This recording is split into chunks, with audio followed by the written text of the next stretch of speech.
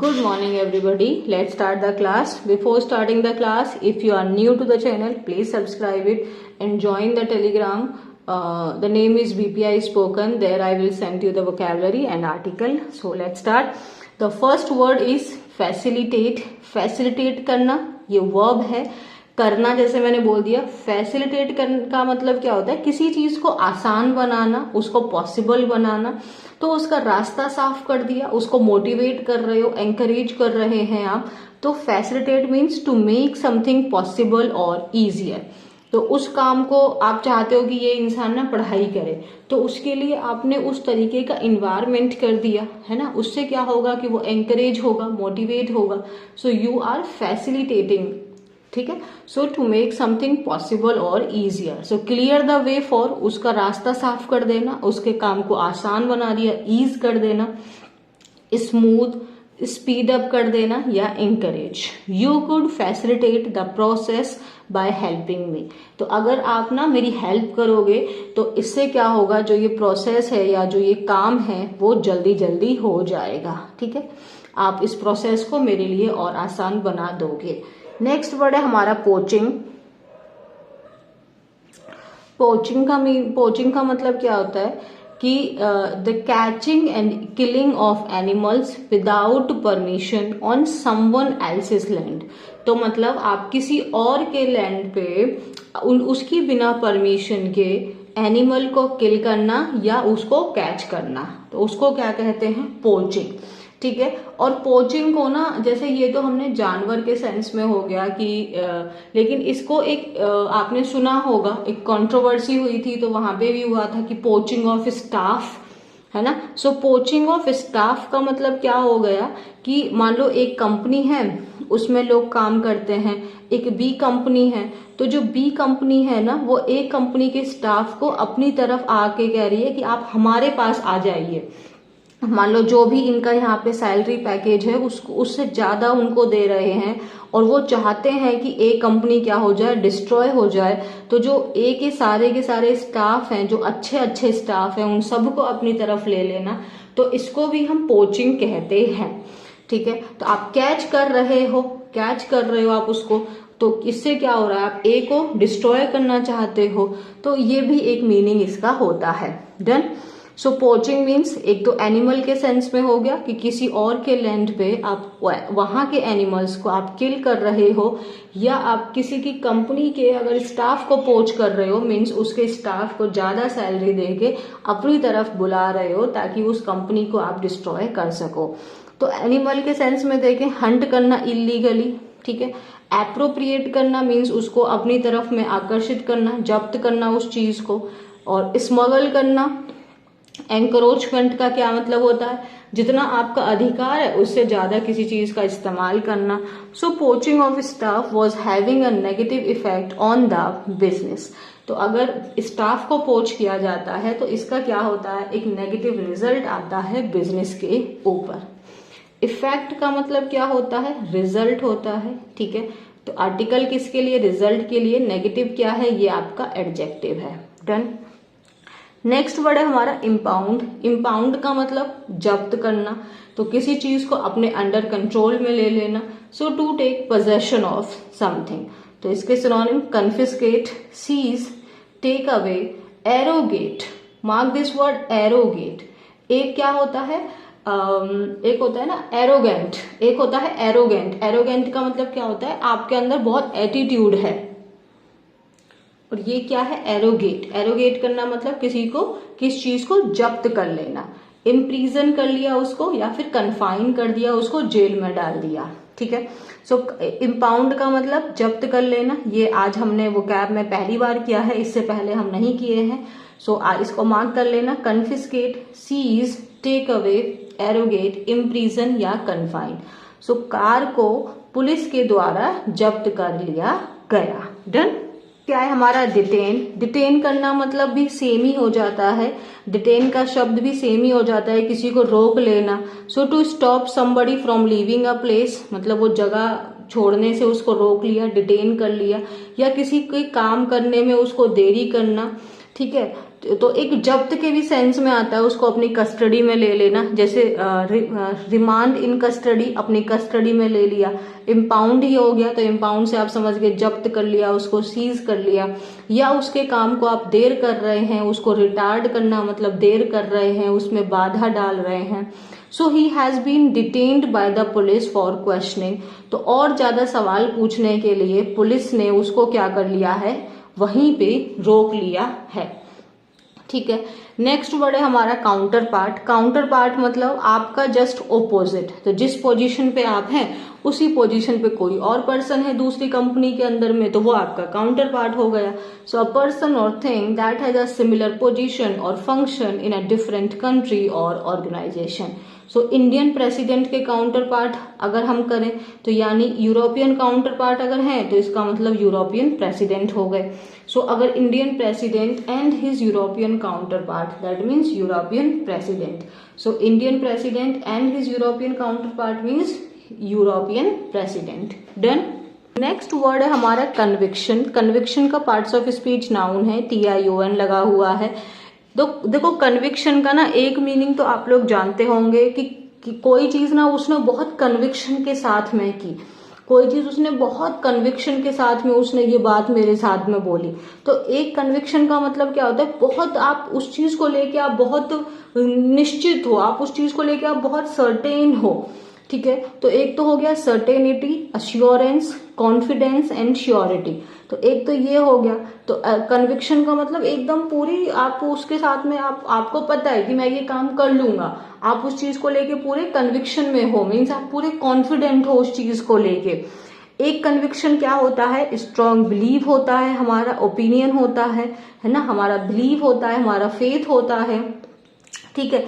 जैसे he played without conviction and lost easily.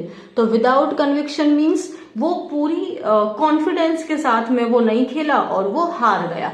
तो यहाँ पे कन्विक्शन का मतलब क्या हुआ, कॉन्फिडेंस। ठीक है। So this is my conviction मतलब ये मेरा विश्वास है। तो एक कन्विक्शन ये हो गया, दो मीनिंग हो गए काइंड ऑफ। एक तो हमारा विश्वास हो गया, फेथ हो गया, हमारा ओपिनियन हो गया, हमारा विचार हो गई हमारी, और एक हो गई हमारी अश्योरेंस, उस चीज को लेके हम सर्टेन हैं, हम उस चीज को लेके डेफिनेट हैं। एक और मीनिंग होता है कन्विक्शन का, इसका मतलब होता है किसी को दोष सिद्ध करना, means the action of finding somebody guilty of a crime in a court of law. तो यहाँ पे कन्विक्शन का क्या मतलब हुआ, एक और, the action of finding somebody guilty, कि वो इंसान दोषी है। कहाँ पे उसको, ऐसा नहीं है कि बस ऐसे ही किसी भी गली नुक्कड़ में आके बोल दिया दोषी, नहीं, कोर्ट के द्वारा उसको बोला गया है कि ये दोषी है। तो उसको में भी ये सेकंड वर्ड हमारा क्या हो गया है, सेंटेंस हो गया, जजमेंट हो गया, पनिशमेंट हो गया। तो ये कन्विक्शन है। दूसरा मीनिंग याद रहेगा, because of previous conviction the जज refuse to grant bail. Because of previous conviction मतलब जो उसके प्रीवियस उसके ऊपर में जो उसके दोष सिद्ध हो चुके हैं, इसी वजह से जो जज है उन्होंने रिफ्यूज कर दिया, मना कर दिया उसको बेल देने से। तो ग्रांट का मतलब यहाँ पे क्या है, गिव। तो कन्विक्शन का मतलब एक मीनिंग क्या हो गया, सजा हो गई, जजमेंट हो गई, पनिशमेंट हो गई। उसका कन्विक्शन मतलब वो कन्विक्ट होता है ना, आप जानते हैं कन्विक्ट, कन्विक्ट कौन होता है, दोषी होता है। कन्विक्ट कौन होता है, दोषी होता है। एक्यूज्ड कौन होता है, जिसके ऊपर अभी सिर्फ आरोप लगा है, आरोपी है। तो कन्विक्ट से ही बन गया कन्विक्शन, उसका दोष सिद्ध हो गया। एक्यूज्ड कौन है, आरोपी। एक्यूज आपके एक्यूजेशंस होते हैं ना, वहीं से बना है ये। और एक कन्विक्शन का मतलब आपका भरोसा होता है, आपका फेथ होता है, या आपका ओपिनियन होता है। डन। नेक्स्ट है हमारा स्केल बैक या फिर स्केलिंग बैक। इसका मतलब होता है किसी चीज में कमी करना, उसको रिड्यूस करना। सो टू रिड्यूस और make something smaller than it was plan. तो जितनी हमने प्लान किया गया था उससे हम उसको कम कर रहे हैं, रिड्यूस कर रहे हैं, उसको हम मतलब शॉर्ट कर रहे हैं उसको। तो शॉर्टेज ऑफ मनी, पैसे की कमी ने उसको मजबूर किया कि जो उन्होंने प्लान बनाए थे उन प्लान्स को रिड्यूस करें, उनको कम करें। मान लो प्लान बनाया था फॉरेन ट्रिप का, लेकिन पैसे की कमी से कहा कि चलो अब इंटरनेशनल ना सही तो नेशनल ट्रिप ही हम लोग कर लेते हैं। नेक्स्ट वर्ड है हमारा पेट्यूलेंस। पेट्यूलेंस का मतलब हो जाता है चिड़चिड़ापन, इरिटेशन आपका जो होता है। तो quality of being easily annoyed and complaining in a rude way. तो आपके अंदर क्वालिटी है भैया कि आप आसानी से आप गुस्सा हो जाते हैं और फिर आप बड़े चिड़चिड़ेपन से आप कंप्लेन करने लगते हैं। तो आपका टेम्पर कैसा होगा? I am sure bad temper है, इल टेम्पर है, पेशेंस तो बिल्कुल भी नहीं है ना। सब्र वाले इंसान चिड़चिड़े नहीं होते हैं। इरिटेशन है आपके अंदर बहुत, सो इरिटेबिलिटी है या fretfulness. I have never witnessed such a display of childish petulance. I have never witnessed, witness करना मीन्स देखना, मैंने कभी नहीं देखा है इस तरीके का चाइल्डिश पेट्यूलेंस, इस तरीके का चिड़चिड़ापन। डन। नेक्स्ट है बेनिफिशियरी। बेनिफिशियरी में आप जानते हैं बेने, BENA, बेने का मतलब गुड होता है। तो बेनिफिशियरी का मतलब क्या हो जाता है? जो कोई हेल्प है, कोई मनी है, कोई सपोर्ट है जो प्रोवाइड की जा रही है और उस हेल्प को रिसीव करने वाला। तो जो ए है और बी है, तो ए हेल्प दे रहा है, ए हेल्प प्रोवाइड कर रहा है, तो इसको बोलेंगे बेनिफैक्टर। फैक्टर का मतलब कारक। तो ये हेल्प प्रोवाइड कर रहा है तो वो बेनिफैक्टर हो गया, और बी हेल्प को रिसीव कर रहा है, यहां से यहां हेल्प जा रही है, तो बेनिफैक्टर, और बी क्या हो गया? बेनिफिशियरी। तो जब हम लोग अपने बैंक अकाउंट ओपन करवाते हैं तो उसमें एक कॉलम होता है बेनिफिशियरी का। तो बेनिफिशियरी का मतलब ये हो गया कि अगर सपोज कि अगर मुझे कुछ हो जाता है तो मेरी एब्सेंस में मेरे जो बैंक है उसको कौन एक्सेस कर सकता है? तो वो हो गया बेनिफिशियरी। सपोज मैं अपने पेरेंट्स को डालती हूँ, अपने डॉटर को डालती हूँ, अपने सन को डालती हूँ, किसी जिसको भी मैंने अपनी बेनिफिशियरी में डाला होगा वही अकेला पर्सन होगा जो मेरी एब्सेंस में उस अकाउंट को एक्सेस कर सकते हैं। तो वही मेरे पैसे को फिर उनके पास में वो ऑप्शन रहेगा उसको लेने का, ठीक है। तो वही उसको रिसीव कर पाएंगे, उनके अलावा कोई और इसको रिसीव नहीं कर पाएगा। तो बेनिफिशियरी कौन होता है? जो हेल्प को रिसीव करते हैं। अ पर्सन और ग्रुप हु रिसीव्स मनी और एडवांटेज। तो वो इनहेरिटर हो गया, वो उसको इनहेरिट कर रहा है, रिसीव कर रहा है। वो पेई है, वो रिसीव कर रहा है, वो एयर है। Done. His wife is the beneficiary of his property. तो जितनी भी उनकी प्रॉपर्टी है उन्होंने अपनी सारी प्रॉपर्टी का बेनिफिशियरी किसको बनाया है? अपनी पत्नी को। नेक्स्ट वर्ड है हमारा रेंडर। रेंडर का मतलब होता है किसी को ना वैसा बना देना, जैसे टू कॉज मेक समबडी और something in a certain condition. तो उसको उस तरीके से क्रिएट कर देना, उसको बना देना। जैसे she was rendered speechless by the attack. तो जो अटैक हुआ था ना, अटैक की वजह से उसको she was like not able to speak. तो उसको अटैक ने कैसा बना दिया था? स्पीचलेस बना दिया था। तो यहाँ पे रेंडर्ड मतलब to make somebody in certain condition. तो रेंडर करना मीन्स किसी को किसी तरीके से कोई सिचुएशन में क्रिएट कर देना, उसको वैसा बना देना। एक और रेंडर का मतलब होता है रेंडर सर्विस वगैरह। तो इसका मतलब होता है गिव, प्रोवाइड, सप्लाई और प्रेजेंट। तो render help means to provide help, ठीक है। डन। Pouring vitriol. तो हम विट्रियोल का अगर हम मीनिंग जाने तो एक तो इसका मतलब सल्फ्यूरिक एसिड भी होता है, और सल्फ्यूरिक एसिड को आई थिंक H2SO4 बोलते हैं ना, H2SO4 if I am not wrong I think. तो एक तो सल्फ्यूरिक एसिड भी होता है, और एक हम विट्रियोलिक को बोलते हैं जब हम किसी की बहुत बुरी तरीके से जब हम उसको आलोचना करते हैं, क्रिटिसाइज करते हैं, तो वो भी होता है। अगर हम इसको ईडियम के सेंस में देखें, पोरिंग विट्रियोल का मतलब होता है किसी के ऊपर में, जैसे कि आप सल्फ्यूरिक एसिड छिड़क रहे हो, मतलब आप उसके ऊपर तेजाब छिड़क रहे हो, ठीक है। सो एक तो क्या हो गया? टू एक्सप्रेस योर एंगर और हेट थ्रू हार्श क्रिटिसिज्म। आप उसकी बहुत ज्यादा आलोचना कर रहे हैं या उस चीज को आप और बढ़ावा दे रहे हैं। विट्यूपरेशन हो गया, ये इसका सिनोनिम हो गया। हार्श इंसल्टिंग लैंग्वेज का इस्तेमाल करना। इन्वेक्टिव का मतलब भी क्या है? आपके अंदर बहुत नफरत भरी पड़ी है, आपके अंदर बहुत हेट है, तो आप कैसी लैंग्वेज का इस्तेमाल कर रहे हैं? बहुत हार्श लैंग्वेज का आप इस्तेमाल कर रहे हैं। It was as if his words were spraying vitriol on her face. तो ऐसा लग रहा था जैसे उसके शब्द हैं, वो जो उसके शब्द हैं वो उसके फेस पर ऐसा लग रहा था जैसे कि विट्रियल फेंक रहे हैं, मतलब सल्फ्यूरिक एसिड फेंक रहे हैं। मतलब इतने हार्श उसके शब्द थे कि ऐसा लग रहा था जैसे उसके फेस के ऊपर में एसिड फेंके जा रहा है। नेक्स्ट है, ये भी एक ईडियम जैसा हो जाता है, वाइपर्स नेस्ट। इसको हम लोग बोलते हैं, आप जानते हैं ये घोंसला होता है। तो वाइपर का घोंसला, वाइपर एक स्नेक है, पॉइजनस स्नेक होता है। तो ऐसे लोगों का घोंसला है जो क्या है, स्नेक है। और स्नेक तो भाई जब अगर इंसान को अगर सांप बोला जाता है तो वो नेगेटिव ही रहता है। तो कैसे लोग हैं वो, अनट्रस्टवर्दी हैं, अनरिलायबल हैं, अनप्लीजेंट हैं। ठीक है। So when I started my new job, जब मैंने अपनी नई जॉब स्टार्ट की ना, तो मुझे ये चीज रियलाइज ही नहीं हुई कि मैं तो कैसे लोगों के बीच में घुस रही हूँ जो अनट्रस्टवर्दी हैं, बहुत बुरे हैं, अनप्लीजेंट हैं।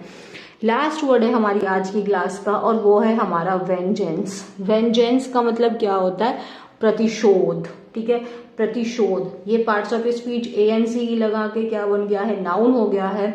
तो प्रतिशोध लेना नहीं है, वेंजेंस का मतलब है प्रतिशोध, बदला। The act of taking revenge, तो रिवेंज हो गया, रिटेलिएशन हो गया। आपको पता है हमने रिटेलिएटरी एक्ट्स किए थे कि जो आपके मैक्सिको के ऊपर में, जो आपके कोलंबिया के ऊपर में, जो कनाडा के ऊपर में, जो मैक्सिको के ऊपर में, जो चाइना के ऊपर में टैक्स लगाए जा रहे हैं, टैरिफ्स लगाए जा रहे हैं, तो उसको लेके उन्होंने क्या बोला है कि हम भी रिटेलिएटरी टैक्स आपके ऊपर लगाएंगे। मीन्स हम भी आपके ऊपर जो आप हमारे साथ कर रहे हैं वैसा हम भी करेंगे।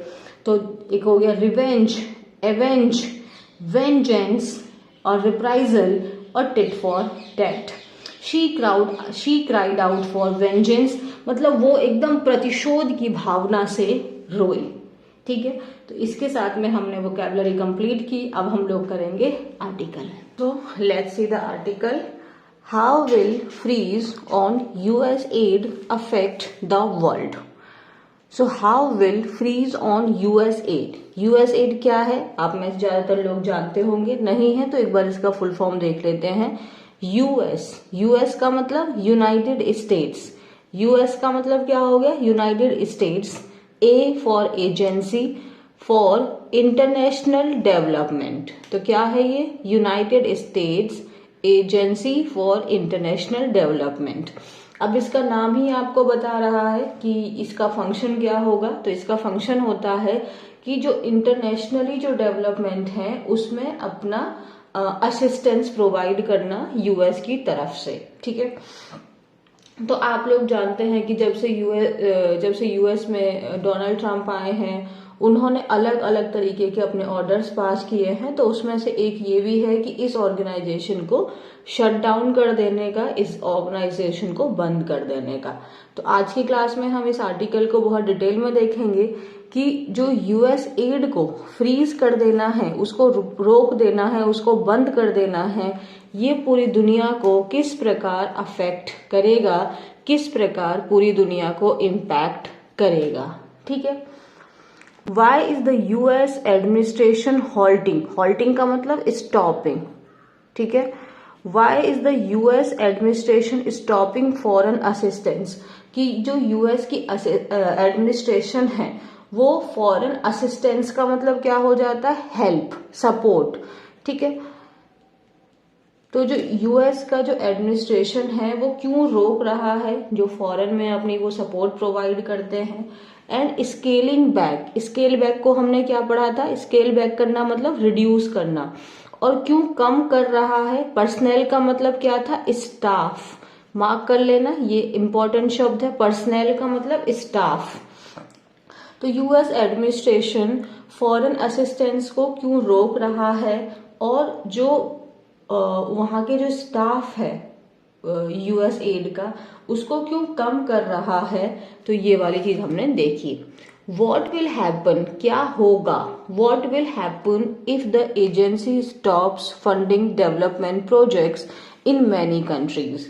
तो क्या होगा अगर जो एजेंसी है, जो US एड है, ये स्टॉप कर देगा जो फंड प्रोवाइड करता है funding development projects in many countries. तो बहुत सारी कंट्रीज में जो ये फंड प्रोवाइड करता है उसके बंद कर देने से क्या इम्पैक्ट होगा, और what are the key sectors it is involved in, ऐसे कौन कौन से की सेक्टर्स हैं जिसमें ये इन्वॉल्व है। What will be the fall out, fall out आप जानते हैं हमने कॉन्सिक्वेंस के बारे में पढ़ा था, रिजल्ट के बारे में पढ़ा था कि फॉल आउट का मतलब किसी चीज का परिणाम और नेगेटिव परिणाम जनरली। तो what will be the fall out in the global south, तो इसका ग्लोबल साउथ में इसका क्या नेगेटिव इम्पैक्ट होगा। तो आज की डेट में, आज की क्लास में हम ये सारे क्वेश्चन जानने वाले हैं। और अगर आपको नहीं पता है यूएस एड के बारे में तो ये आपके लिए एक जनरल नॉलेज की तरह भी काम करेगा, ठीक है। Dismantling aid from the US, तो डिसमेंटल करना मतलब उस चीज को खत्म कर देना, फिनिश कर देना। तो एड मतलब क्या होता है, फर्स्ट एड होता है। फर्स्ट एड मतलब पहली हेल्प है ना, तो सपोर्ट हो गया, फर्स्ट एड मतलब सपोर्ट हो गया। तो जो फ्रॉम यूएस, यूएस से जो सपोर्ट आ रही है उसको डिसमेंटल कर देना। So the withdrawal of US aid arising out of decision born of petulance, petulance मतलब चिड़चिड़ापन, इरिटेशन। तो जो यूएस एड का जो विड्रॉल है वो कैसे पैदा हुआ है, चिड़चिड़ापन से, ठीक है। एंड ये सीवियरली इम्पैक्ट कर सकता है the fortunes of many nation. Fortune का मतलब एक तो मनी होता है और एक हमारी किस्मत होती है, लक होता है। तो ये जो बहुत सारे नेशंस हैं उसके जीवन को ये इम्पैक्ट कर सकता है। As a number of projects will have to be dropped in the light of aid being stopped through an executive decision by the Donald Trump administration. तो ये जो लाइन इसमें दी हुई है, इसी लाइन को हम पैसेज में भी रीड करेंगे, उस समय ये आपको और अच्छे समझ में आएगी। क्योंकि बहुत सारे नंबर ऑफ प्रोजेक्ट्स जो हैं उनको बंद करना पड़ेगा, क्योंकि जो in the light of aid being stop, जो सपोर्ट स्टॉप कर दिया जा रहा है, जो एग्जीक्यूटिव ऑर्डर्स आपके डोनाल्ड ट्रंप ने दिए हैं। तो अगर हम देखें तो अभी मतलब इसमें कितने टोटल स्टाफ है, 10,000 स्टाफ हैं, जिसको हटाकर अब सिर्फ और सिर्फ 294 स्टाफ बचे हैं, ठीक है। ये स्टैब्लिश कब हुआ था, आपका 1961 में स्टैब्लिश हुआ था। इसका एम क्या है, provide assistance support for strategically or important countries those in conflict, मतलब जो बहुत पुअर हैं या जिनमें कॉन्फ्लिक्ट चल रहा है वहां के लोगों को सपोर्ट प्रोवाइड करना। एलिविएट पॉवर्टी, एलिविएट करना मतलब स्मूथ करना, कम करना। पॉवर्टी गरीबी को कम करना, बीमारी को कम करना। And tend to humanitarian needs, जो मानवता के लिए जरूरतें हैं उसको पूरा करना। US commercial interest by supporting economic growth, और ऐसा नहीं है कि इससे सिर्फ फॉरेन कंट्रीज को बेनिफिट मिलता है, इससे यूएस को भी बहुत बेनिफिट मिलता है। वो दूसरी कंट्रीज में अपनी सुप्रीमेसी को बरकरार रख पाते हैं। और ऐसा नहीं है कि जो ये हेल्प प्रोवाइड करते हैं ये फ्री ऑफ कॉस्ट है, इसके लिए ये कंडीशंस बहुत सारी लगाते हैं जिसको बाकी नेशन फॉलो करते हैं जहां पे ये हेल्प दी जा रही है, ठीक है। तो ये कुछ मेजर कंट्रीज हैं जहां पे इन्होंने अपना पैसा लगाया हुआ है। तो अब हम देखेंगे इसको डिटेल में। तो स्टोरी सो फार मतलब अभी तक क्या हुआ है, जैसा आप जानते हैं जनवरी 20 को फर्स्ट डे इन ऑफिस रहा था सेकेंड टर्म का यूएस प्रेसिडेंट डोनाल्ड ट्रंप का, ठीक है। यहाँ तक तो पता ही है। उन्होंने जनवरी 20 को ही put in place a 90 day freeze on foreign assistance. उन्होंने जो यूएस एड है उसके ऊपर में 90 डे का पॉज लगा दिया। तो एग्जीक्यूटिव ऑर्डर कैसा बोलता है, देयर विल बी अ क्या होगा 90 day pause in United states foreign development assistance for assessment of programmatic efficiency and consistency with United states foreign policy. तो इन्होंने उनके एग्जीक्यूटिव ऑर्डर में क्या बोला कि 90 डे का पॉज लगा रहे हैं हम यूएस एड के ऊपर। और इसका पर्पस क्या है, अभी हमने ये पॉज क्यों लगाया है, क्योंकि हम असेसमेंट करना चाहते हैं, हम इवेलुएट करना चाहते हैं, हम इसको एसेस करना चाहते हैं, हम इसकी जांच करना चाहते हैं कि इसकी एफिशिएंसीज कितनी है, कंसिस्टेंसी कितना है ये जो यूनाइटेड स्टेट्स की फॉरेन पॉलिसीज के साथ में। तो जो यूएस की फॉरेन पॉलिसीज हैं उसके साथ में इसकी एफिशिएंसी और कंसिस्टेंसी को हम एक बार चेक करना चाहते हैं। उसके ऊपर हम पूरा जांच करना चाहते हैं, इसीलिए अभी 90 दिन 90 डेज के लिए इसको पॉज कर रहे हैं। कॉन्सिक्वेंटली इसी के साथ में जो पर्सनल थे, मतलब जो स्टाफ थे यूएसएड के, उसको क्या कर दिया, were stopped from disbursing assistance across the world. तो जो आपका इसके स्टाफ थे, ठीक है, उनको क्या कर दिया गया, पर्सनल वर स्टॉप्ड, इनको रोक दिया गया फ्रॉम डिसबर्स करना मीन डिस्ट्रीब्यूट करना। तो वो जो हेल्प अपनी दे रहे थे अक्रॉस द वर्ल्ड, उनको रोक दिया गया। अगर हम बाय लेट लास्ट वीक, अगर लास्ट वीक के हम लास्ट के कुछ दिनों को देखें तो जो वेबसाइट है यूएसएड की वो भी वाइप्ड हो गई है कंटेंट, मतलब वो भी जो जितना भी कंटेंट था उसके ऊपर में यूएसएड की जो वेबसाइट थी वो भी, उस पे भी अभी कुछ नहीं है, वो भी एकदम क्लीन है। वाइप का मतलब वाइपर होता है ना, वाइपर क्या होता है, पानी को साफ कर देता है, तो वाइप आउट कर देना मीन्स किसी चीज का सफाया कर देना। उस पर सिर्फ एक ही मैसेज आ रहा है, दैट ऑल यूएसएड पर्सनल जो अबाउट 10,000 थे would be placed on administrative leave. ठीक है, तो वो जो वहां का जो स्टाफ है उसको अभी हमने एडमिनिस्ट्रेटिव छुट्टी दे दी है, and with a few exceptions for mission critical personal. तो जो आपके 294 जो रह गए हैं उनको क्या रीजन दिया है, जो कुछ बाकी हैं वो उनको एक्सेप्शंस दिया गया है, उनको छोड़ा गया है, क्योंकि मान लो वो मिशन क्रिटिकल पर्सनल हैं, मतलब वो कुछ ऐसे स्टाफ हैं जो वहां पे इम्पोर्टेंट हैं। Shortly before the plan to scale back personnel, shortly before मतलब पहले, तो जैसे ही ये प्लान हुआ स्केल बैक करना, कम कर देना पर्सनल को, वर टू टेक इफेक्ट, मतलब ये एक्शन में आता, तो जो फेडरल जज हैं उन्होंने इशू किया एक टेम्पररी रिस्ट्रेन करना मतलब किस चीज को रोकना, तो उन्होंने एक टेम्पररी रिस्ट्रेनिंग ऑर्डर दिया February 14 तक कि ऐसा कुछ नहीं किया जाएगा, स्टाफ को नहीं रोका जाएगा। लेकिन ये जो ऑर्डर है ये does not extend on the freeze on funds dispersal. लेकिन ये जो ऑर्डर है, जो फ्रीज लगाया है उन्होंने कि पैसे अब नहीं दिए जाएंगे, उस चीज को ये नहीं रोक पा रहा है। ठीक है, तो अभी हमने क्या पढ़ा, हम समझें एक बार। यूएसएड का क्या है, United state agency for international development. इसको कब बनाया गया था इसको, अच्छा ये आएगा यहाँ पे, ये अभी आएगा, तो ये चीज अभी हम देख लेंगे। तो इसमें क्या किया है, जो वहां के प्रेसिडेंट हैं उसको इन्होंने अभी 90 दिन के पॉज पे लगा दिया है। जो 10,000 वहां का स्टाफ था उसको हटाकर अब सिर्फ उनके पास 294 कर दिया गया है। तो ये हमने देखा है। अब हम देखते हैं what is the USAID. US agency for international aid support was set up, कब बनाई गई थी, एक इंडिपेंडेंट एजेंसी के रूप में बनाई गई थी। किस एक्ट के थ्रू, कांग्रेस 1961 में। ये एक अटेम्प्ट था, एक कोशिश थी टू अलाइन करना मीन्स अरेंज करना, जो all US efforts to administer civilian foreign aid and development assistance. तो जो यूएस के जो एफर्ट हैं, है ना, एडमिनिस्टर करना मीन्स प्रबंध करना, तो जो सिविलियन फॉरेन एड जो वो वहां पे सिविलियन हेल्प प्रोवाइड कर रहे हैं, डेवलपमेंट हेल्प प्रोवाइड कर रहे हैं, उसको एक साथ में अरेंज करने का।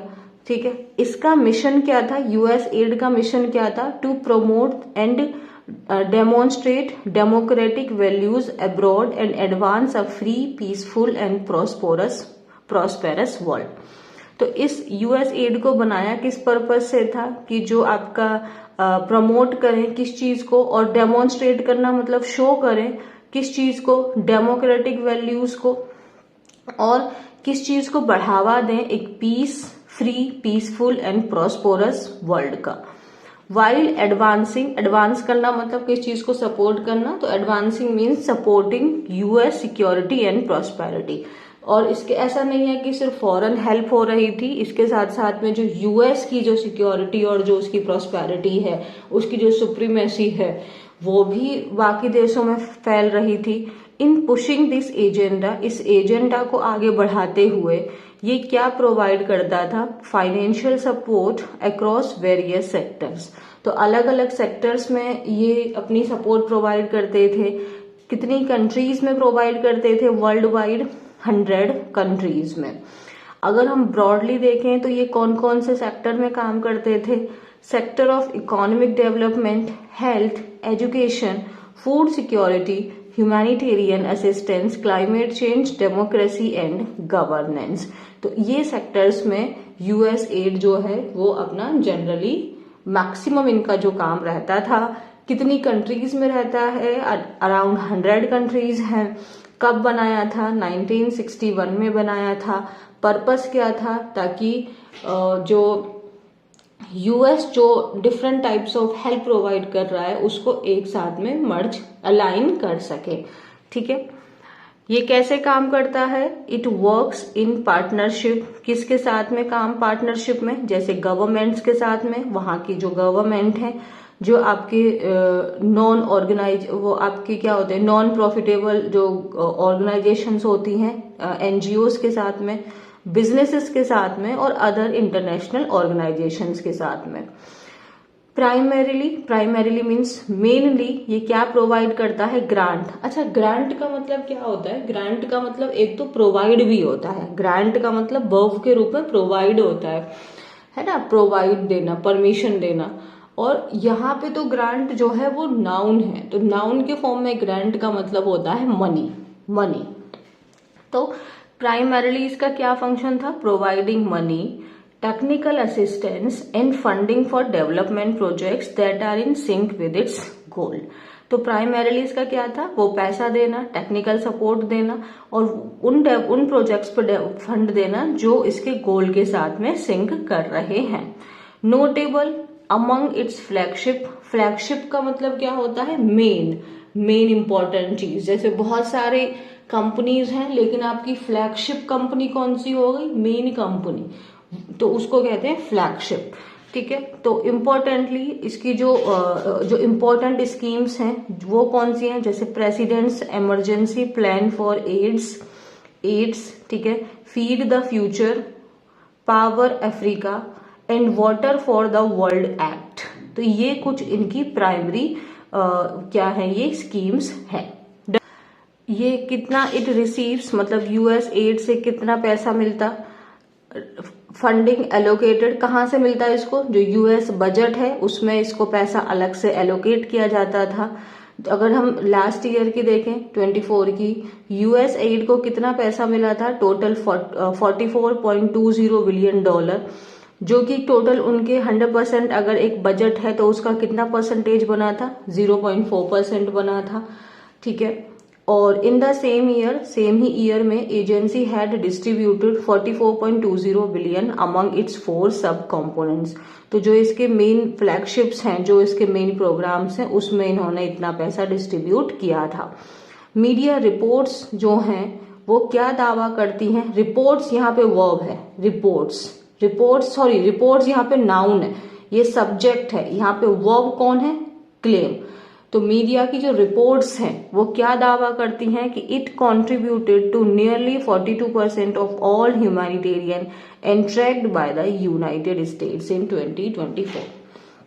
तो अगर हम मीडिया रिपोर्ट के दावा को देखें तो वो क्या दावा करती है कि जो यूएस एड है वो जो जितनी भी ह्यूमैनिटेरियन एक्टिविटीज होती हैं उसका ये अकेले 42% तो हेल्प सिर्फ और सिर्फ यूएस एड से जाती है लोगों तक। लेकिन इसमें एलन मस्क का भी एक रोल रहा है। उन्होंने क्या बोला है देखते हैं। What has Elon Musk said? Elon Musk है, अब एक नया डिपार्टमेंट ये लोग क्रिएट कर रहे हैं कि यूएस एड को बंद कर दिया जाए और एक नया डिपार्टमेंट बना रहे हैं, डिपार्टमेंट ऑफ गवर्नमेंट एफिशिएंसी, जिसको डॉज नाम दिया है। ठीक है, तो एलन मस्क ने क्या किया है? हैज थ्रेटन्ड, उन्होंने थ्रेटन्ड मीन्स धमकी दी है कि ये जो agency would be shut down, कि ये जो एजेंसी है वो शट डाउन हो जाएगी, इसको बंद कर दिया जाएगा। जबकि जो सेक्रेटरी हैं आपके उसके क्या बोलते हैं यूएस एड के, है ना, secretary of state Marco Rubio, उन्होंने कहा है कि अभी who is now the acting administrator. अच्छा हाँ, जो एक्टिंग एडमिनिस्ट्रेटर हैं आपके यूएस एड के, उन्होंने क्या बोला है? हैज टॉक्ड अबाउट रीस्ट्रक्चरिंग, नहीं हम इसको बंद नहीं कर रहे हैं, सिर्फ हम इसको रीस्ट्रक्चर कर रहे हैं। लेकिन एलन मस्क ने बोला है जी नहीं, ये बंद हो जाएगी। ठीक है, अब देखते हैं कि ये किस प्रकार पूरे दुनिया को इम्पैक्ट करेगी, इसका अफेक्ट क्या होने वाला है। अगर हम ऑफिशियल जो यूएस फॉरेन असिस्टेंस वेबसाइट हैं उसके अकॉर्डिंग हम देखें तो जो टॉप कंट्रीज हैं जिनमें यूएस एड की जो सबसे ज्यादा सपोर्ट वहां पे प्रोवाइड किया जा रहा है, तो वो कंट्रीज हैं Ukraine, Ethiopia, Jordan, Somalia, Congo, Afghanistan, Nigeria, Syria, Yemen and south Sudan. ठीक है, जो अगर विड्रॉल हो जाएगा इस फंड का, जो ये विड्रॉल है, इन फंड्स का जो विड्रॉल है वो कैसे पैदा हो रहा है, ये जो डिसीजन हुआ है वो कैसे हुआ है, इरिटेशन से। ठीक है, और ये जो चीज है ये सीवियरली इम्पैक्ट कर सकती है बहुत सारे नेशंस की किस्मत को, क्योंकि जो नंबर ऑफ प्रोजेक्ट्स हैं उनको क्या करना पड़ेगा, ड्रॉप करना पड़ेगा। क्यों ड्रॉप करना पड़ेगा? In the light of aid being stopped, क्योंकि जो सपोर्ट है, जो असिस्टेंस है वो बंद कर दी जाएगी, तो जिस वजह से जो number of projects going on है उनको स्टॉप करना पड़ेगा। तो ये क्या करेगा, ये इम्पैक्ट करेगा, and this will have an impact not only on the quality of life of beneficiaries of these schemes but may even pose a danger to life in these nations. देखो, this will have an impact, इसका impact होगा ना ही सिर्फ quality of life के ऊपर, जो हम अच्छी जिंदगी जी रहे हैं या जो हमारी जिंदगी में क्वालिटी है, ये सिर्फ उसके ऊपर ही इसका इम्पैक्ट नहीं होगा, बल्कि इसका इम्पैक्ट और किस चीज के ऊपर, इवन POS ही हमने क्या पढ़ा था, क्रिएट करना, और क्या क्रिएट कर देगा, खतरा क्रिएट कर देगा into life in these Nations, कि यहाँ के जो लोग हैं उनकी जिंदगी में भी खतरा आ जाएगा। जो सपोर्ट यहाँ से प्रोवाइड की जा रही है वो सपोर्ट उनको नहीं मिलेगी, तो ये सिर्फ क्वालिटी ऑफ लाइफ को नहीं इम्पैक्ट करेगा बल्कि जिंदगियों को भी खतरे में ये डाल देगा। ठीक है, तो नॉट ओनली के साथ में ना ही सिर्फ ये बल्कि ये भी काम ये करेगा। डन है। अच्छा, not only on the quality of life of beneficiaries but may even pose a danger to in these nations. More than 6 million people could die from HIV and AIDS in the next 4 years if Mr. Trump's administration pulls its global funding for programs. तो आगे क्या बोला है, more than 6 million से ज्यादा लोग जो हैं उनकी मृत्यु हो सकती है HIV और एड्स से अगले 4 महीनों में, अगले 4 सालों में, अगर जो मिस्टर ट्रम्प की एडमिनिस्ट्रेशन है वो ग्लोबल फंडिंग को अगर रोक देते हैं, तो इसका इम्पैक्ट क्या होगा कि 6 मिलियन से ज्यादा लोगों की मृत्यु हो सकती है HIV और एड्स से। ठीक है, the United states ad agency said, ये यूएस मतलब जो आपकी ये यूएस एड है, उन्होंने फरवरी 7 को ये वाली बात बोली। ठीक है, मीडिया रिपोर्ट्स क्या कहती हैं, that while a freeze was ordered on the 13.3 million in aid for Haiti. ठीक है, तो मीडिया रिपोर्ट क्या कहती है कि जो फ्रीज तो लगा दिया गया है इतना सारा पैसे के ऊपर, लेकिन यूएस स्टेट डिपार्टमेंट ने एक वेवर देखो इसको स्पेलिंग को देखो, वेव कर देना, तो उस चीज को वेव कर देना मतलब माफ कर देना, वेव कर देना मतलब जैसे गवर्नमेंट ने फार्मर लोन को वेव कर दिया, तो इसका मतलब फार्मर लोन को माफ कर दिया, आपको वो लोन पैसा वापस नहीं देना होगा। तो मीडिया रिपोर्ट ने ये बोला है कि जो फ्रीज लगा दिया गया है 13.3 मिलियन की जो सपोर्ट दी जा रही थी हैती के ऊपर, लेकिन यूएस स्टेट डिपार्टमेंट ने क्या इशू किया है, एक वेवर की हम माफ करते हैं जो 40.7 मिलियन लगाया गया था नेशनल पुलिस डिपार्टमेंट में। एजेंसी ने और आगे क्या बोला है, it's note on the website that exceptions would be made for mission critical functions, core leadership and specially designed programs, but no details are available yet on what these may be or the grounds for exceptions. तो जैसे उन्होंने 294 personnels को रखा है। उन्होंने बोला है कि ये किस लिए रख रहे हैं हम लोग, मिशन क्रिटिकल फंक्शंस के ऊपर, कोर लीडरशिप के ऊपर, लेकिन ऐसा अभी भी कोई डिटेल्स नहीं दी गई हैं कि किस बेसिस पे रख रहे हैं, है ना, कि व्हाट दीज मे बी और द ग्राउंड्स फॉर एक्सेप्शन, की इस एक्सेप्शन का क्या आधार है। ग्राउंड्स का मतलब आधार हो जाता है, बेसिस हो जाता है कि किस आधार पर आप मुझे परेशान कर रहे हैं, अरेस्ट कर रहे हैं, तो ऑन व्हाट ग्राउंड्स। मीनवाइल इसी दौरान जो फॉरेन एजेंसी रिपोर्ट्स हैं वो स्पेक्यूलेट करना, मींस गैस करना, that only 294 employees of the total of 10,000 would remain, including 12 in the Africa Bureau and 8 in the Asia Bureau, because these are the area that are critical to combating. Combat का मतलब क्या था? Combat का मतलब था आपका fight करना, है ना। तो combating means fighting poverty, disease and conflict. तो इसी दौरान जो फॉरेन एजेंसी रिपोर्ट्स हैं वो क्या गैस कर रहे हैं कि जो आउट ऑफ 10,000 एम्प्लॉई हैं उसमें से जो 294 हैं वही रहेंगे, जिसमें से 12 आपके अफ्रीका ब्यूरो में, 8 आपके एशिया ब्यूरो में, क्योंकि ये जो एरियाज हैं ये बहुत क्रिटिकल हैं, बहुत सीरियस हैं, जो पॉवर्टी से, गरीबी से, बीमारी से और कॉन्फ्लिक्ट से बहुत ज्यादा लड़ रहे हैं। वाइल जबकि जो मिस्टर रूबियो हैं उन्होंने मीडिया को क्या बोला, that this is not about ending foreign add, कि ये जो सब कुछ चल रहा है ये इस बारे में नहीं है कि जो फॉरेन सपोर्ट है उसको बंद कर दिया जाएगा आगे, but about structuring it in a way that furthers the national interest of the United state.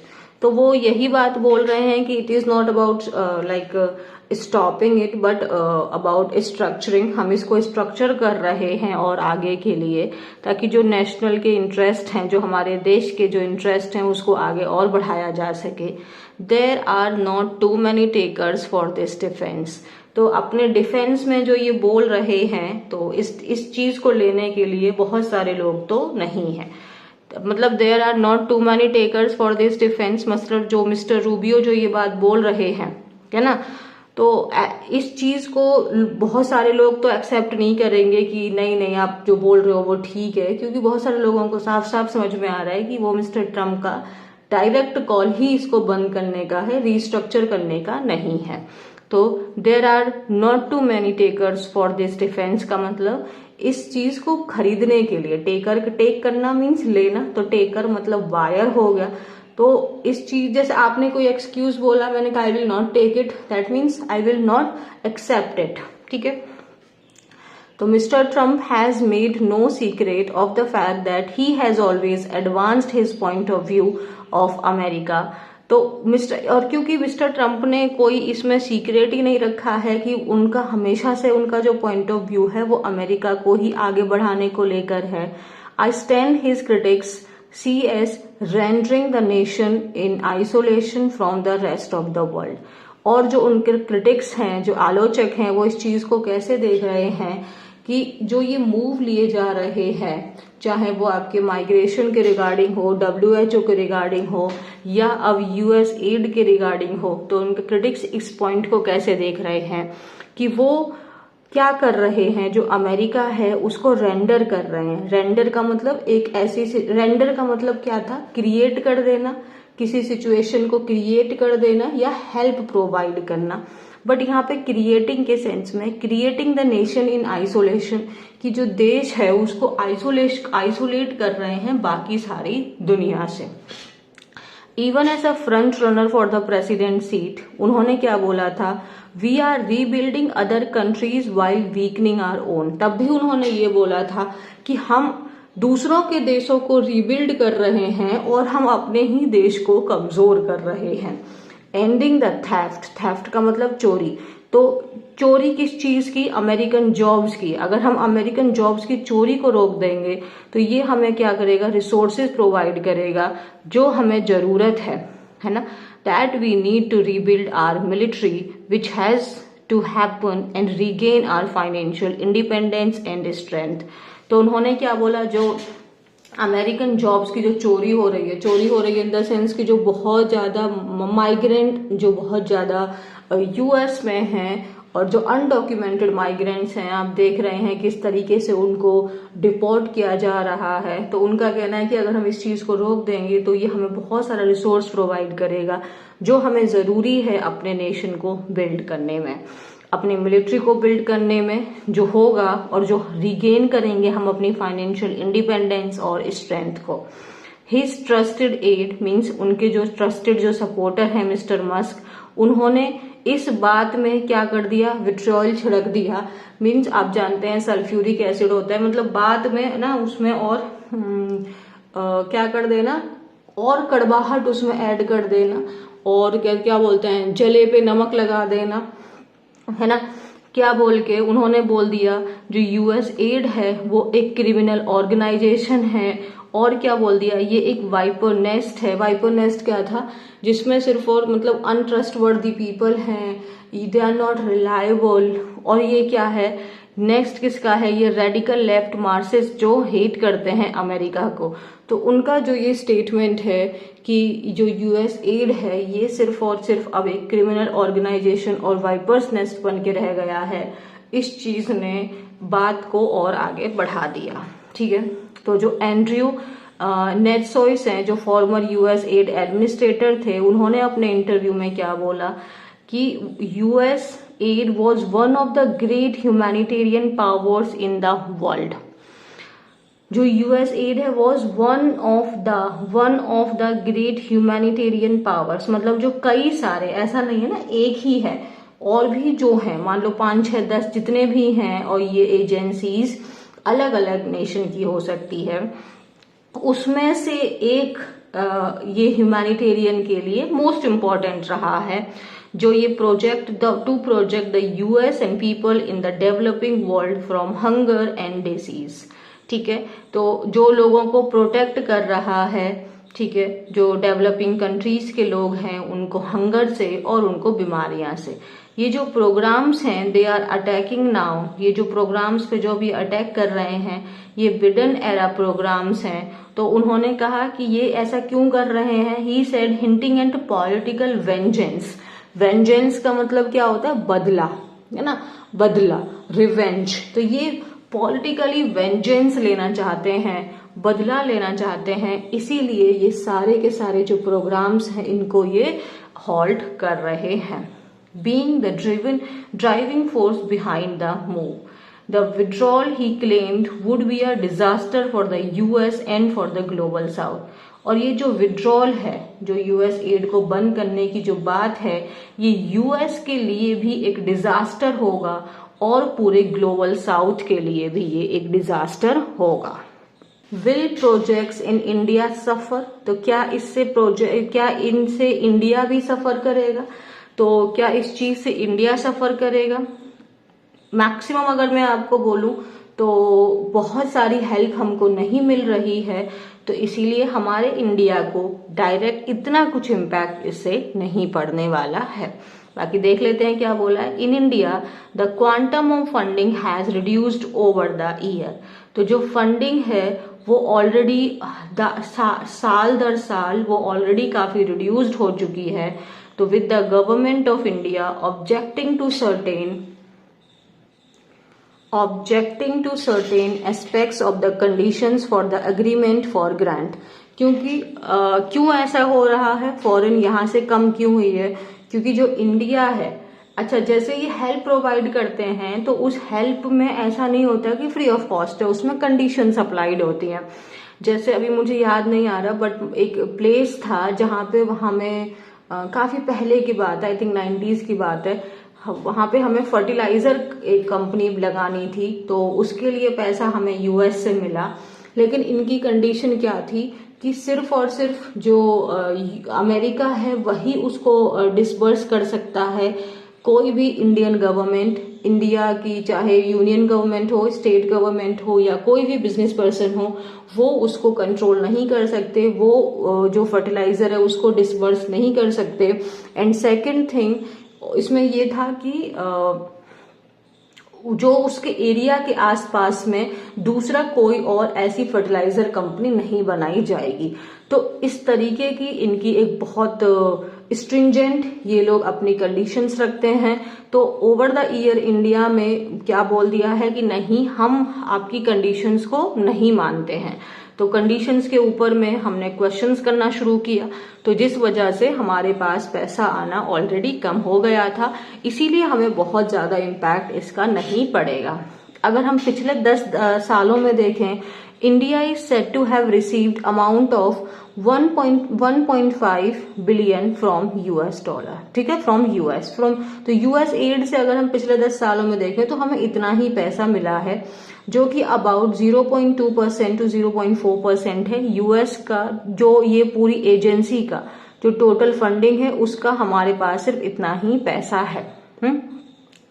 आपका association between India and US add, अच्छा आप देख लेते हैं कि इसका जो है यूएस एड का इंडिया के साथ में कब रिलेशन शुरू हुआ। तो कब शुरू हुआ था, 1951 में शुरू हुआ था, ठीक है। एक second,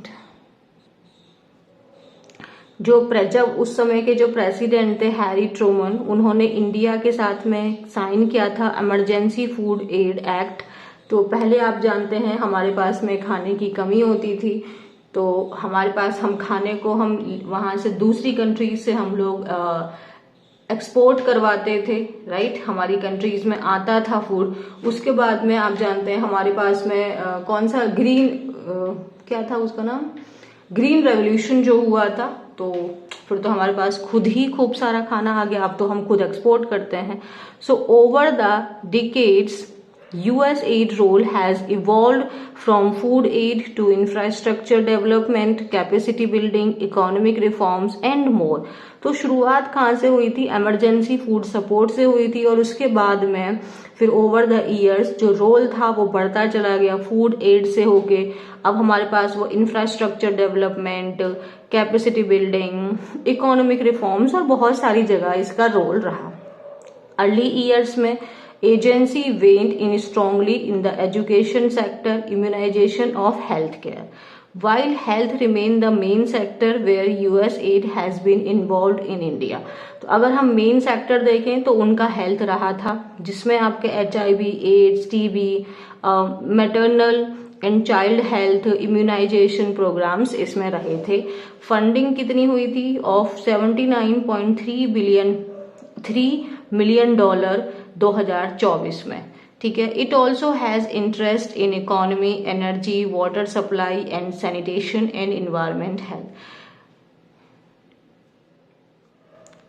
in this sense pandits कौन होते हैं, जो एक्सपर्ट्स होते हैं, ऑफिशियल्स होते हैं, development sector feel that the withdrawal of US aid may not affect India in a major way. तो इसीलिए जो डेवलपमेंट सेक्टर के जो ऑफिशियल्स हैं, जो एक्सपर्ट्स हैं, वो ऐसा महसूस करते हैं कि यूएस एड को अगर परमानेंटली शट डाउन भी कर दिया जाए तो ये इंडिया के ऊपर में तो बहुत ज्यादा अफेक्ट नहीं करेगा।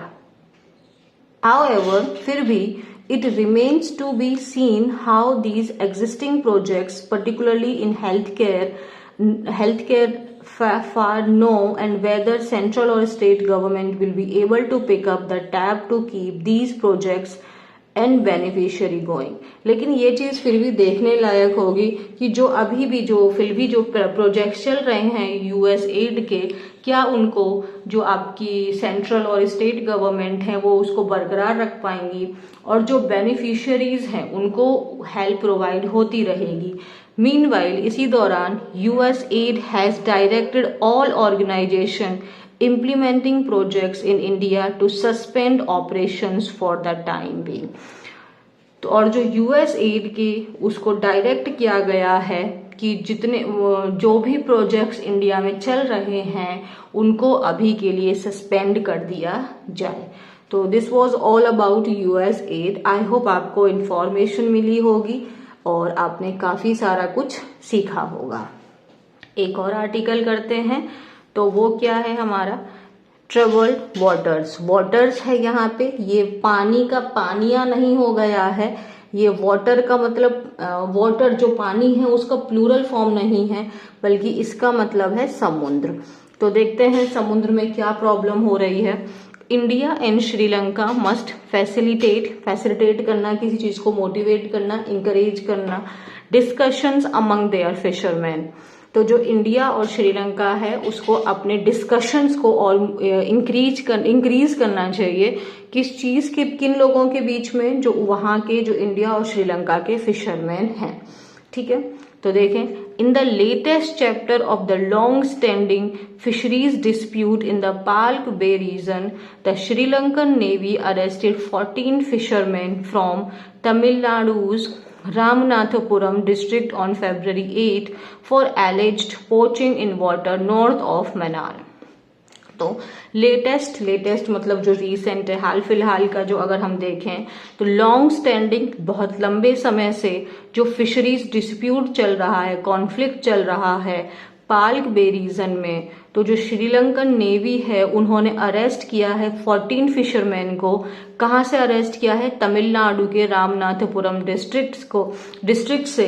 कब किया है? February 8 को।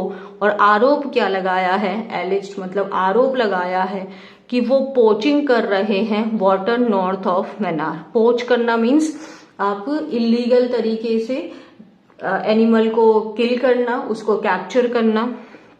ठीक है, 2 ट्रॉलर्स वर ऑल्सो इम्पाउंडेड। इम्पाउंड करना मीन्स किसी को जब्त कर लेना, सीज कर लेना।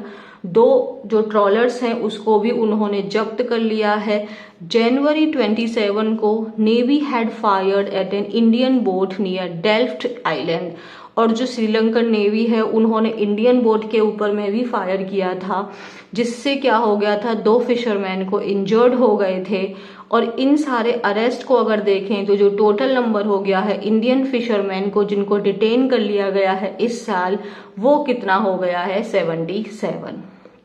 पिछले हफ्ते श्रीलंकन कोर्ट ने रिलीज किया था 9 फिशरमैन को, ठीक है, फ्रॉम कैरिकल पुडुचेरी से, लेकिन उसमें से एक पर्सन को वहीं पे रोक लिया है और उसको 6 महीने की सजा दी है। एडिशनली इसके साथ साथ में जो श्रीलंकन कोर्ट्स हैं have been imposing hefty fines. अब वो जो रिलीज करते हैं ना, तो उसके साथ में वो बहुत बड़ी मात्रा में, हैफ्टी का मतलब बहुत ज्यादा है ना, तो बहुत ज्यादा वो क्या लगा रहे हैं? फाइन लगा दे रहे हैं, जिससे क्या हो रहा है कि जो उनकी रिलीज है, जो उनकी रिहाई है, वो क्या हो जा रही है? कॉम्प्लिकेट हो जा रही है। गवर्नमेंट, अगर हम डेटा को देखें over the past decade based on responses in parliament, ये शो करता है कि 2024 में जो नंबर ऑफ इंडियन फिशरमैन हैं जो श्रीलंका में अरेस्ट किए गए हैं उसने 500 मार्क को आपका क्रॉस कर दिया है पहली बार 10 सालों में। तो 2014 में हुए थे 787 अरेस्ट, ठीक है, और ओवर द 10 ईयर अब जाके 10 सालों में उसने ये जो 500 का मार्क है 2024 में उसको क्रॉस कर दिया है। ठीक है, तो 2024 में कितने हो गए थे? 528 फिशरमैन को श्रीलंकन गवर्नमेंट ने अपने पास में अरेस्ट कर लिया, उनको डिटेन किया। तो आप देखेंगे बहुत आसानी से हमने इसको एक एक लाइन को ना रीड करते हुए भी हमें ये पूरा समझ में आ गया। Done. In a letter to External Affairs Minister S. Jaishankar on February 3, Tamil Nadu के जो चीफ मिनिस्टर हैं M.K. स्टैलिन, उन्होंने क्या बोला है कि 97 fisherman and 216 fishing boats were still under the custody of Sri Lanka. तो जो तमिलनाडु के जो चीफ मिनिस्टर हैं M.K. स्टैलिन, उन्होंने एक लेटर लिखा external affair minister S. Jaishankar को और उन्होंने बोला है कि 97 फिशरमैन एंड 216 फिशिंग बोट्स अभी भी श्रीलंका की जब्त में है, कस्टडी में है, मतलब उनके अंडर कंट्रोल में है। अनलाइक द पास्ट, अनलाइक मतलब इस चीज के विपरीत, है ना, तो पास्ट के अभी विपरीत काम हो रहा है। पास्ट में कुछ और होता था, प्रेजेंट में कुछ और हो रहा है। अनलाइक मतलब उसके अलग, कॉन्ट्रास्ट, ठीक है। पहले क्या होता था पास्ट में? दे वर क्विकली रिलीज्ड, जो अरेस्ट हुआ करते थे उनको क्विकली रिलीज कर दिया जाता था। लेकिन रिसेंट ईयर्स में क्या हो रहा है? राइजिंग कन्विक्शंस, कन्विक्शंस मतलब जो उनको सेंटेंस है, जो उनको सजा दी जा रही है वो बहुत इंक्रीज हो गई है for violation of the international maritime boundary line. तो ये जो IMBL को जो वायलेट कर रहे हैं, जो ब्रीच कर रहे हैं, उसके लिए जो पनिशमेंट है वो बहुत ज्यादा इंक्रीज हो गई है, बल्कि जो पहले होता था उनको जल्दी ही रिलीज कर दिया जाता था। ठीक है। While Tamil Nadu and Puducherry fishermen often cross the IMBL, so their counterparts हमने क्या पढ़ा था, बिल्कुल ओपोजिट, आपके जैसे सेम पोजीशन पे वो इंसान है। तो जो उनके काउंटर पार्ट्स मतलब जो श्रीलंका के जो फिशरमैन हैं, है ना, Sri Lanka's Tamil speaking northern province who are still recovering from the civil war oppose their fishing methods. ठीक है। तो यहाँ पे क्या है, जबकि जो तमिलनाडु एंड पुडुचेरी के जो फिशरमैन है वो अक्सर IMBL को क्रॉस कर देते हैं, और जो उनके काउंटर पार्ट्स हैं श्रीलंका के फिशरमैन्स जो हैं वो जो अभी भी रिकवर कर रहे हैं वहां की सिविल वॉर से, वो इंडिया के जो फिशरमैन हैं जो उनकी फिशिंग मेथड्स हैं उसको वो लोग क्या करते हैं, ओपोज करते हैं, क्योंकि उनको लगता है जो श्रीलंकन जो फिशरमैन है उनके अकॉर्डिंग जो इंडियन फिशरमैन है वो इकोलॉजिकली डिस्ट्रक्टिव बॉटम ट्रॉलिंग कर रहे हैं, कि मतलब वो जो उनका मेथड है फिशिंग करने का वो डिस्ट्रक्टिव है। ठीक है। आगे, northern Sri Lankan fisherman are seeking a sustainable solution that protects their water from over exploitative fishing. तो जो आपके श्रीलंकन फिशरमैन हैं वो क्या चीज की कोशिश कर रहे हैं कि हमें एक सस्टेनेबल सॉल्यूशन मिले। सस्टेनेबल मतलब जो चीज हमारी फ्यूचर में भी कंटिन्यू रहे, वो खत्म ना हो जाए। तो वो कैसा सॉल्यूशन चाहते हैं, सस्टेनेबल सॉल्यूशन चाहते हैं जो प्रोटेक्ट करे उनके समुद्र को। किस चीज से प्रोटेक्ट करे, ओवर एक्सप्लॉइटेटिव फिशिंग से। ठीक है। ऐसा ही ना हो कि सारी फिश ही खत्म हो जाए। Indian fishermen have repeatedly sought a fresh round of talk with their Sri Lankan counterparts। तो जो इंडियन फिशरमैन हैं उन्होंने लगातार कोशिश की है कि बात हो सके जो श्रीलंका के जो फिशरमैन हैं। लास्ट जो ऐसी मीटिंग हुई थी वो नवंबर 2016 में हुई थी। ठीक है। जो issue was also raised in the most recent joint working group meeting in Colombo last October. तो ये जो इशू था इसको उठाया भी गया था, जो अभी रिसेंट की जो जॉइंट वर्किंग ग्रुप मीटिंग हुई थी कोलंबो, आप जानते हैं श्रीलंका की कैपिटल है। जो लास्ट अक्टूबर में जो मीटिंग हुई थी उसमें इस इशू को उठाया भी गया था। हाउएवर, लेकिन जो आप जानते हैं जो वहां के प्रेसिडेंट हैं, है ना, तो अनुराग कुमार दिसनायके जो श्रीलंका गवर्नमेंट के प्रेसिडेंट, वो क्या कर रहे हैं, he appears reluctant to negotiate. ऐसा प्रतीत हो रहा है कि वो नेगोशिएट नहीं करना चाहते हैं। New Delhi and Colombo must recognise that a fresh approach is required to break the deadlock rather than continuing with the business as usual mindset. तो जो न्यू दिल्ली जो इंडिया की कैपिटल है और जो कोलंबो जो श्रीलंका की कैपिटल है, उसको ये चीज समझनी चाहिए कि नई डेटा फ्रेश अप्रोच की जरूरत है। जो डेडलॉक क्रिएट हो रहा है उसको ब्रेक करने में, डेडलॉक का मतलब कि ना कोई आगे बढ़ रहा है ना कोई पीछे हट रहा है, बजाय इसके जो यूजुअल जो माइंड सेट है, जो business as usual mind set है, उसको कंटिन्यू रखने की बजाय एक नई अप्रोच लेने की जरूरत है। Unlike the cases of Indian fishermen detained in Pakistan, Bangladesh, Saudi Arabia and कतार, जो अरेस्ट हैं श्रीलंका में वो सिग्निफिकेंटली हाई हैं।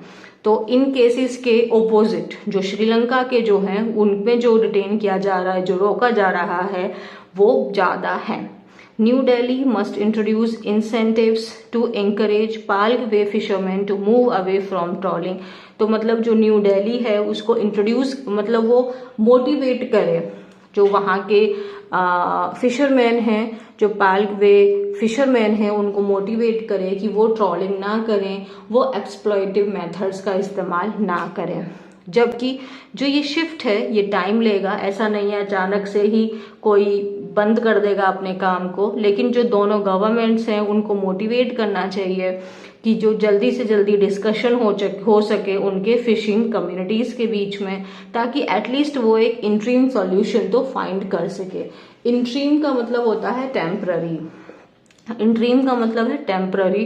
It is only through proactive diplomacy and sustainable fishing policies that this ongoing conflict can be addressed effectively. Proactive का मतलब क्या होता है? प्रोएक्टिव का मतलब होता है कि अगर आपको ऐसा लग रहा है कि प्रॉब्लम हो सकती है तो उसका सॉल्यूशन आप पहले से ही ढूंढ रहे हैं. जैसे prevention is better than cure, तो आपने पहले से ही उसका प्रिवेंशन ले लिया, आपने पहले से ही उसको एक्ट कर लिया, बजाय इसके कि जब प्रॉब्लम होगी उस समय पे हम एक्ट करने की बजाय प्रॉब्लम के होने से पहले ही उस पर एक्ट कर देना, उसको प्रोएक्टिव कहते हैं. और ये चीज कैसे हो सकती है? प्रोएक्टिव डिप्लोमेसी से हो सकती है एंड सस्टेनेबल फिशिंग पॉलिसीज से हो सकती है. उसी की वजह से ये जो ऑनगोइंग कॉन्फ्लिक्ट हैं उनको इफेक्टिव तरीके से एड्रेस किया जा सकता है. ठीक है, सो ये रही आज की हमारी क्लास. आई होप आपको पसंद आई होगी. If you like it then please like the video, share the channel and subscribe the channel.